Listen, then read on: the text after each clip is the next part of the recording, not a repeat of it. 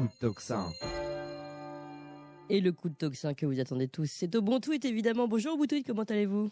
Bonjour Clémence, bonjour à tous. Écoutez, ça va bien et vous? Bon, ça va bien aussi. Alors de quoi vous allez nous parler aujourd'hui? Écoutez, aujourd'hui, on va entrer directement dans le vif du sujet. Donc voilà, le nœud coulant est en train de se resserrer autour du cou des Français. Voilà, je me comprends. Ah oui, c'est vraiment entrer dans le vif du sujet, ça. Vous voulez peut-être nous en dire un petit peu plus? Volontiers Clémence. Alors, j'ai une bonne et une mauvaise nouvelle. Je commence par quoi? Bon, la bonne, on n'en a pas souvent ces derniers temps. Bon, ok, donc la bonne nouvelle, c'est qu'a priori, il n'y aura pas de guerre en Europe de l'Ouest, en tout cas pas tout de suite. C'est effectivement quand même une super nouvelle. Et du coup, c'est quoi la mauvaise? Et la mauvaise, c'est qu'on va se faire plumer. Ah oui, ça c'est moins cool. Oui, je vous fais pas dire. Et le pire, c'est que comme d'habitude, à part les complotistes, personne ne voit rien venir. Pourtant, c'est pas faute de l'avoir annoncé depuis quelques années. Bon alors, redites-le une bonne fois pour toutes, même si a priori chez Toxin, on a une audience assez consciente de tout ça. D'accord, donc en résumé, c'est le crime presque parfait. Mais heureusement, l'inspecteur au Bon Tweet a vu clair dans leur jeu. Alors, vous voulez bien nous récapituler les différents enchaînements d'événements de ce crime presque parfait, inspecteur? Mais bien sûr, donc juste au moment où on se dirige vers une paix en Ukraine, Poutine, selon Macron, deviendrait subitement une menace existentielle pour le reste de l'Europe. Donc ça fait un peu comme une envie subite de pisser, quand même, mais bon, admettons. Donc on fait monter la pression avec le petit manuel de survie à la con qui nous explique des choses essentielles, comme par exemple, en cas de bombe atomique qui devrait absolument tout raser à 100 km à la ronde, il est recommandé d'avoir ses portes et ses fenêtres bien fermées. Donc là, on sent bien quand même le gros foutage de gueule qui est en train de se profiler à l'horizon, on est d'accord ? Oui, c'est une recommandation assez étrange, il faut bien le reconnaître. Bah oui, c'est rien de le dire. Alors pourquoi pas, tant qu'on y est, nous demander de bien laisser un verre de whisky et une friandise sur la cheminée le 24 décembre au soir pour le passage du Père Noël. Ah, parce que vous, c'est whisky, vous, pour le Père Noël. Ah oui, bien sûr. Oui, quand même, le mec, il fait quand même le tour du monde. Mais bon, comme à chaque fois dans un tour de magie, si on veut comprendre ce qui se passe, il faut jamais regarder la main que nous montre le prestidigitateur, mais celle qu'il nous cache. Ah bon, et c'est laquelle, celle qui nous cache alors? C'est celle qui est en train de voler la dernière richesse des Français, leur épargne. Donc je continue. D'abord, on fait flipper. Ensuite, on dit que donc, compte tenu de cette menace, il faut réarmer. Ensuite, on nous dit évidemment que pour réarmer, il nous faut de l'argent parce que le petit Mozart de la finance, il a eu 2 ou 3 petits soucis de gestion. Bon, soit. Donc ensuite, on commence à titiller, vous savez, la fibre patriotique, ce qui au passage est plutôt bizarre de la part d'un mec qui ne perd pas une occasion de nous rappeler que la France est un pays de merde, sans culture, peuplé de cons et avec une histoire honteuse. Et donc, ça donne l'intervention de lunaire de Macron l'autre jour qui nous a expliqué que vu que l'État faisait plein de choses pour nous, ce serait bien qu'on commence un peu à faire quelque chose pour lui. C'est le mec qui ose tout quand même. Mais bon, ok, soit. Ça commence à faire beaucoup, mais admettons pour voir jusqu'où il est capable d'aller. Parce que là, on se dit qu'on est quand même déjà assez loin dans le foutage de gueule. Mais comme on commence à connaître l'oiseau, on se dit qu'il en a encore sous le pied. Donc là, on attend la suite avec impatience. Et vous n'allez pas être déçus. Parce que là, on nous sort un truc, même au marché aux puces, ils osent pas. Donc c'est une espèce d'emprunt tout pourrave, où tout est bloqué pendant 5 ans et absolument rien n'est garanti. Ni un rendement de minimum avec des taux d'intérêt, ce qui est quand même la moindre des choses quand on bloque de l'argent aussi longtemps, ni même le capital de départ. Donc en clair, ça veut dire que vous pouvez tout perdre. Et là, Éric Lombard, notre ministre de l'économie, que je vois assez chaud quand même pour dépasser Bruno Le Maire, il nous dit que non, mais t'inquiète, c'est un bon placement. Et on est prié de le croire sur parole. Donc là, on se dit qu'il y a que les gros débiles qui vont tomber là-dedans. Le problème, c'est que les vrais gros débiles, comme c'est des gros débiles, ils n'ont pas beaucoup d'épargne. Alors ne le prenez pas mal, hein, les gros débiles, parce que moi, je me mets dans l'eau, vu que moi non plus, j'ai pas beaucoup d'épargne. Bon, oui, voilà. Donc les gens ne vont pas souscrire, et puis c'est tout. Voilà, pas si vite, Clémence. C'est des crapules, mais ils sont conseillés par des gens très intelligents et très pervers qui pensent à tout et qui ont en général 4 ou 5 coups d'avance. Donc moi, ça m'étonnerait pas que d'ici quelques temps, après un gros matraquage sur l'intérêt de souscrire à cet emprunt, on nous ponde un truc encore plus pourri, genre la taxation de l'épargne dormante. La taxation de l'épargne dormante ? Oui, madame, tout à fait. Vous savez, celle qu'on vous a déjà taxée une bonne dizaine de fois avant qu'elle se repose un peu sur votre compte en banque. Moi, je suis prêt à mettre plein de membres à couper, dont certains auxquels je tiens particulièrement, qu'on va finir par nous sortir la taxe sur l'argent qu'on n'utilise pas. Voilà, c'est ce qu'on appelle pieusement une mesure incitative. Moi, j'appelle ça un flingue sur la tempe. C'est vrai que vu comme ça pue l'arnaque. Voilà. Et dans 5 ans, l'argent aura disparu, les responsables seront tous dans des paradis fiscaux, et Macron, après avoir flingué l'industrie, la filière énergétique, l'enseignement, l'hôpital, la justice, l'éducation, les retraites, les yeux des gilets jaunes, etc., aura parachevé son œuvre de destruction de la France. C'était ça le fameux projet. Attention, vous allez faire fuir nos auditeurs. Non, mais ça risque pas, parce que moi, je suis très mauvais imitateur. Et normalement, ça doit se prononcer de manière beaucoup plus hystérique, Oui, avec c'est ça. les yeux révulsés et des grands gestes Oui, de il psychopathe. manquait les bras vers le voilà, haut. ouais, pas, Vous pas voyez, foutre le micro vous en voyez, ouais, c'est ça, vous voyez vraiment un scénario comme ça, vous? Bah, disons qu'entre ce scénario et celui d'une guerre chaude contre la première puissance militaire mondiale, avec nos 3 jours de munitions et nos généraux de plateau, ouais, mon scénario me semble tenir plus la route quand même. De toute manière, dans les deux cas, c'est pas forcément une issue terrible pour les Européens. Non, mais alors ça c'est clair, mais si on veut comprendre les choses et les anticiper, il faut relier les points entre eux et raisonner avec un peu de bon sens. Donc l'Europe de ce 21e siècle, ce sont des gens aux commandes qui sont en train de nous torpiller et de saboter consciencieusement ce continent avec, une submersion migratoire que Kadhafi avait prévue, à la différence de BHL d'ailleurs, et qui n'a pas la moindre justification, une révolution woke qui consiste à fabriquer des générations de débiles incultes qui se prennent pour des licornes ou des caméléons, un objectif zéro carbone qui va nous faire vivre comme des clochards et détruire notre industrie. Et enfin, last but not least, on se coupe pour très longtemps du seul partenaire qui, avec son énergie quasiment à prix coûtant, pouvait nous assurer un développement mutuellement bénéfique, comme nous le rappelait d'ailleurs Dimitri Tolstoï dans son interview avec Berkov sur Toxin, évidemment. Piotr Tolstoï. Oui, avec Piotr Tolstoï, pardon, parce que l'énergie russe d'excellente qualité qui arrivait par pipeline coûtait 5 fois moins cher que le gaz de schiste, de qualité médiocre, qui nous vient par bateau des USA. Et après, on vient nous casser les couilles avec nos voitures critère 3. Oui. Donc j'y reviendrai. C'est un jugement assez lapidaire quand même sur l'Europe. Oui, mais c'est vrai, c'est très exactement ce qui est en train de se passer. Et là, on voudrait nous faire croire que les mêmes qui sont en train de saccager ce continent, parce que disons-le franchement, ils en ont rien à foutre, auraient subitement un sursaut patriotique. Alors moi, je suis pas le mec le plus malin de la Terre, mais celle-là, ça pue quand même la grosse ficelle pour nous faire les poches. Ça semble logique, en effet. Mais ça l'est, et non seulement ça l'est, mais il n'y a que par ce prisme qu'on peut expliquer ce suicide sans mettre nos dirigeants dans des asiles de fous. Et concernant la France, ça s'inscrit dans la ligne droite de la tendance qu'on observe depuis 2017, mais qui s'est accélérée à partir de 2020 et qui est en train de terminer au sprint. Que voulez-vous dire ? Eh ben, qu'en France, il y a un processus d'étouffement progressif des classes moyennes qui commence à se voir franchement. Donc pour Monsieur Tout-le-Monde, c'est une évidence et ça s'est fait de manière extrêmement méthodique. Donc ça a commencé par le prélèvement des impôts à la source. Là, on nous a évidemment expliqué que c'était plus pratique. Et en fait, les gens commencent à comprendre ce que nous, on expliquait à l'époque, à savoir que quand tu payes d'abord, c'est beaucoup plus difficile d'exprimer ton mécontentement que quand tu déclares tes revenus après. En clair, la grève de l'impôt n'est plus possible. Ensuite, on a eu cette succession d'événements avec nos dirigeants qui ont pris à chaque fois les pires décisions pour plomber les gens. Vous savez, le confinement, les sanctions contre les Russes, les politiques énergétiques qui confinent à la folie furieuse, etc., etc. Mais comme à chaque fois, le passage à la caisse se faisait après des périodes de stress intense, c'était plutôt ressenti comme des soulagements par les gens, alors qu'ils se la faisaient mettre profond quand même. Oui. Donc c'est le fameux moindre mal sur lequel Macron joue depuis qu'il est au pouvoir. Oui, c'est plutôt moche comme tableau. Mais moche, c'est diabolique, vous voulez dire. Donc je continue la progression. Ensuite, on a commencé à se rendre compte que plus les impôts augmentaient, moins l'État donnait quelque chose en échange. Voilà, donc ceux qui n'ont pas encore vu ça ont vraiment de la merde dans les yeux. Donc on a l'hôpital qui est en train de mourir, l'éducation nationale qui se reconvertit exclusivement dans le Kama Sutra, la police qui devient une milice privée au service exclusif de l'État, les transports qui coûtent horriblement cher et qui fonctionnent horriblement mal, etc., etc. Bref, il n'y a plus rien de public qui fonctionne correctement et on se dirige vers une privatisation et une ubérisation de la société française, soit l'exacte antithèse de ce qu'a été le modèle français que le monde nous a envié pendant des décennies. Et puis, il y a quelque chose de beaucoup plus insidieux et de beaucoup plus silencieux qui est en train de se produire. Qu'est-ce donc ? La destruction progressive de tous les petits commerces et toutes les PME. Et là encore, j'affirme qu'à moins qu'on ait des gros débiles au gouvernement qui ne comprennent rien à l'économie et au fonctionnement d'un pays, c'est quelque chose de voulu. Alors, à quoi vous voyez ça ? Vous savez, à toutes les petites décisions qui sont franchement dégueulasses, totalement improductives et dont on sait bien qu'elles ne vont peser que sur les petites structures. Donc la semaine dernière, vous avez reçu cette boulangère du Périgord qui expliquait comment, entre le prix de l'énergie et les taxes débiles sur les emballages des baguettes, on pouvait aboutir à la fermeture d'une majorité de boulangeries indépendantes. Et si ça continue comme ça, il ne restera plus que les gros réseaux.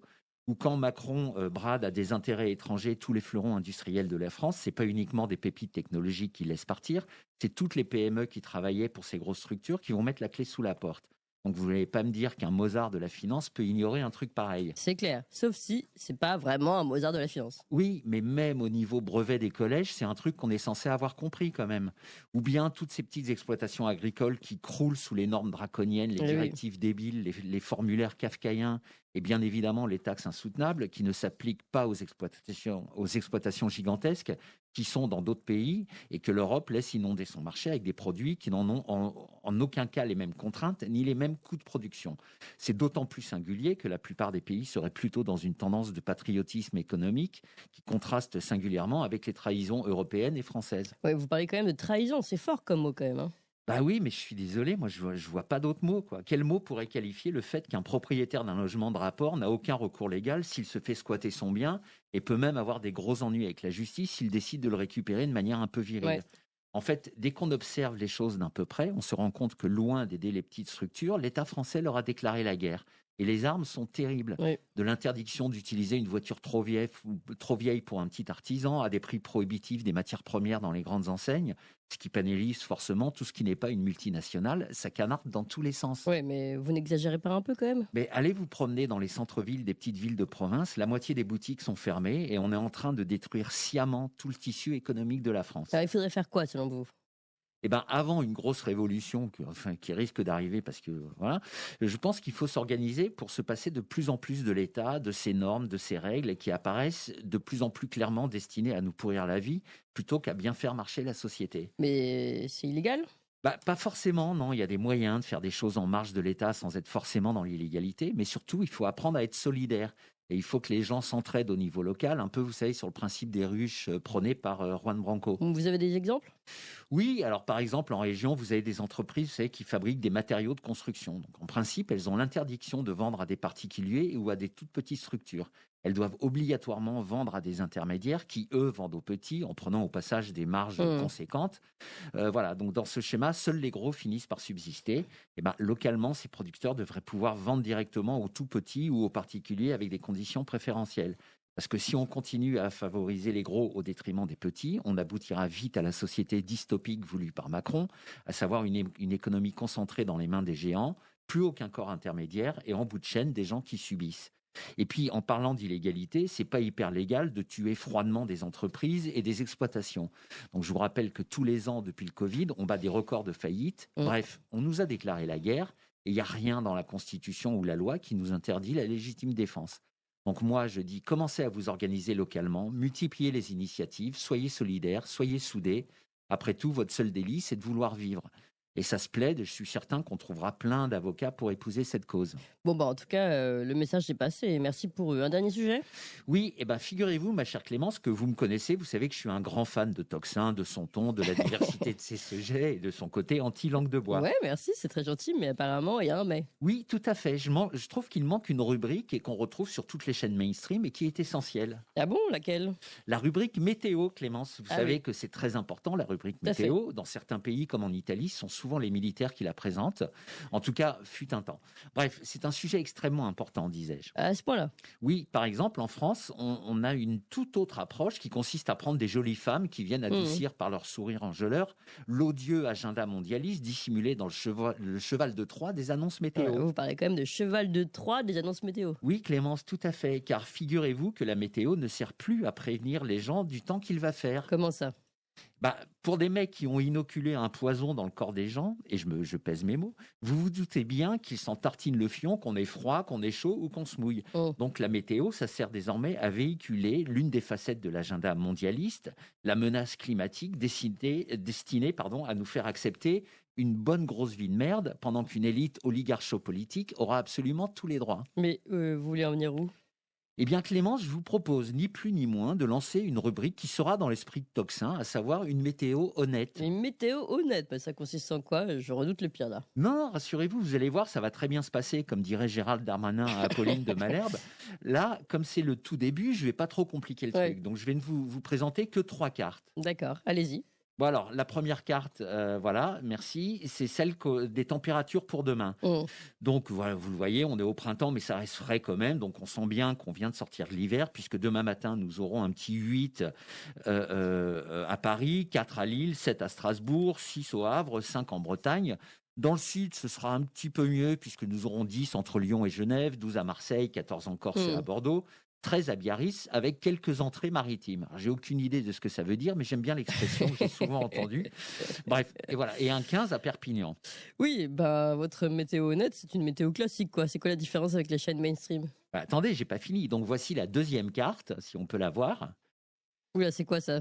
Alors ça, c'est la température ressentie dans les rédactions de BFM et de TF1. Donc je précise au passage que les présentatrices météo ne sont absolument pas responsables de ces cartes, puisque les consignes, ça vient de tout en haut. Oui, de la direction de la chaîne. Non, bien plus haut, Clémence. Bah, ne me dites pas que ça vient de Macron. Encore plus haut, ça vient de Bruxelles, de Soros, de Bill Gates et de toute la petite vermine qui veut nous convaincre que ce qu'on ressent est faux et que la vérité est dans la télé.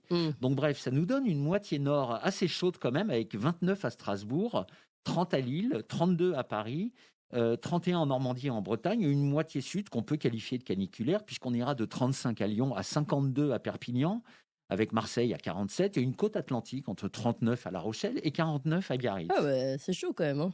Oui, mais rassurez-vous, Clémence, c'est chaud, mais c'est aussi archi faux. C'est juste qu'on veut nous faire croire. Mais dans quel but? Et j'y arrive, ça permet de faire flipper les gens sur une menace climatique imaginaire, ce qui permet ensuite de prendre des bonnes grosses mesures de merde pour nous sauver la vie, vous comprenez? Vous voulez dire le tout électrique, les restrictions de déplacement, l'interdiction de piscine, etc. Voilà, tout à fait, Clémence. Donc on en arrive à ma troisième carte.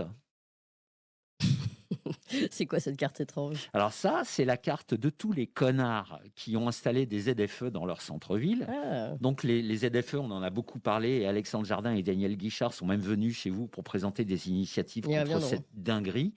Voilà, initiative qui pourrait porter leurs fruits, puisqu'il paraît qu'un groupe de députés voudrait faire passer un texte annulant cette mesure, qui n'est que une mesure anti-gueux et qui n'a évidemment rien à voir avec une quelconque lutte contre un réchauffement climatique imaginaire d'ailleurs. Voilà, bon bah comme ça c'est dit. Oui, la menace des gros connards idéologisés jusqu'aux ongles et honteusement achetés en échange de la trahison de leurs concitoyens est à mon sens beaucoup plus préoccupante que la menace climatique, qui est, rappelons-le, la mise en place d'une société de caste sous couvert d'un réchauffement imaginaire menée par ce qu'on appelle les pastèques, soit des vermines communistes rouges à l'intérieur, déguisés en écologistes verts à l'extérieur. Vous n'allez encore pas vous faire des amis?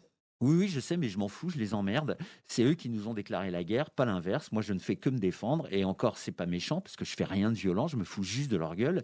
Parce que franchement, il y a de quoi. Et je sais qu'ils détestent ça, parce que comme tous les parasites incompétents, inutiles et nuisibles, ils ont en plus une fâcheuse propension à se prendre au sérieux. Donc je le répète, je les emmerde. Enfin, pour en venir aux cartes météo, si je peux me permettre, j'aimerais passer un petit message personnel à Guy de Lafortelle. Oui, pareil qui vous écoute. Voilà, salut Guy, qui au passage est celui qui m'a soufflé l'idée d'une rubrique météo. Donc, mon cher Guy, à la prochaine levée de fonds, est-ce que tu pourras acheter un fond vert? Parce que je rêve de présenter la météo comme dans les grandes chaînes, en montrant les cartes, tu sais, avec ma main, etc. J'ai envie de faire ça depuis que je suis tout petit. Et puis en plus, un fond vert, franchement, ça peut être génial. Parce qu'on peut faire des gros trucs d'escrocs, genre faire croire qu'on est en direct d'une grande capitale étrangère, ou sur le front d'un conflit, comme ils font dans les grandes chaînes mainstream. Du coup, je pense que c'est un achat raisonnable qu'on peut rentabiliser assez vite. Mais je te laisse juge du truc, c'est toi le financier. Ah bon, ils font ça, vous croyez, dans les grandes chaînes mainstream? Ah bah oui, carrément. Oui, quand vous voyez Zelensky avec un casque, un treillis, un gilet pare-balles dans un décor de guerre, en fait, il est tranquillement dans un studio à Londres, chauffé à 25 degrés, avec un café et des viennoiseries sur la table de régie. Ok, d'accord. Alors, je vous laisse responsable de vous dire. Mais sinon, c'est d'accord, on parlera du fond vert à Guy de Lafortelle. Je pense qu'il vous écoute. Merci, Ubuntu et à la semaine prochaine. Merci beaucoup, Clémence. C'est très aimable à vous et à la semaine prochaine. Vous avez aimé cette émission, vous voulez que l'on continue d'exister et de creuser ces sujets, sachez que nous n'avons ni subvention, ni milliardaires, ni oligarques derrière nous, que nous ne dépendons que de vous. Donc faites un don à toxin-media.fr, toxin-media.fr, et encore mieux, faites un don régulier pour que nous continuions d'exister. Merci.